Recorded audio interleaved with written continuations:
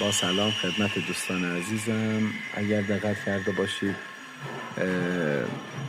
خب اینجا یه ساختمان پست برقه و ما سعی کردیم که اینجا رو طبق دستورالعمل‌های انجام کار،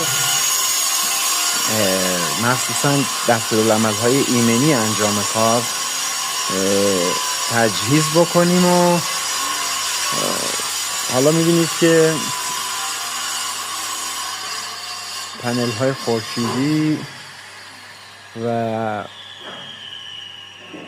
توضیحاتی که من میخوام اینجا برای شما بدم دوستان عزیز، ایمنسازی در این محیط هست. این محیط هایی هستند که شبیه به محیط زندگی میمونن، سمی هستند. چرا؟ چون که پست های برق با توجه به فشارهایی که برق داره به صورت بسیار شدید محیط مغناطیسیه و محیط‌های مغناطیسی گرفتگی قلبی ایجاد میکنه. پس ما موظفاً باید فاصله کامل در نظر بگیریم و اگر دقت کرده باشید ما اول سعی کردیم داخل ساختمان فعالیت‌ها رو شروع بکنیم. ببینید این داربستی که ما نصب کردیم، این سر تا اون سر به صورت کامل داربست گذاشتیم اینجا نصب کنیم.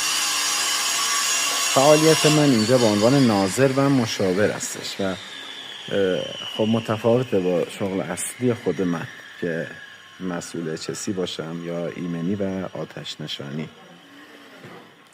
اما یکی از مشکلاتی که داخل سیستم ایمنی معمولا مورد توجه مسئولین قرار میگیره،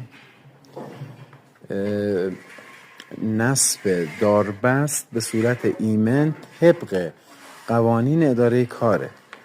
خب قوانین اداره کار میگه که داربست باید به صورت کامل ایمن سازی بشه. اول اینکه هندریل میدریل به این صورتی که اینجا میفرمایید به کار بره که این شبیه به یه هندریله و میدریل نداره. چهار طرف یک استاکاری که داره بالا کار میکنه باید محافظ زده بشه. چون محافظ هم نمیشه جوش داد روی داربست، پس ما موظفاً باید از خود داربست باشه که معمولاً هندریل میدریل به مقدار 1 متر ارتفاع و طولم که خب بنا به همین مقدار داربست برآورد میشه.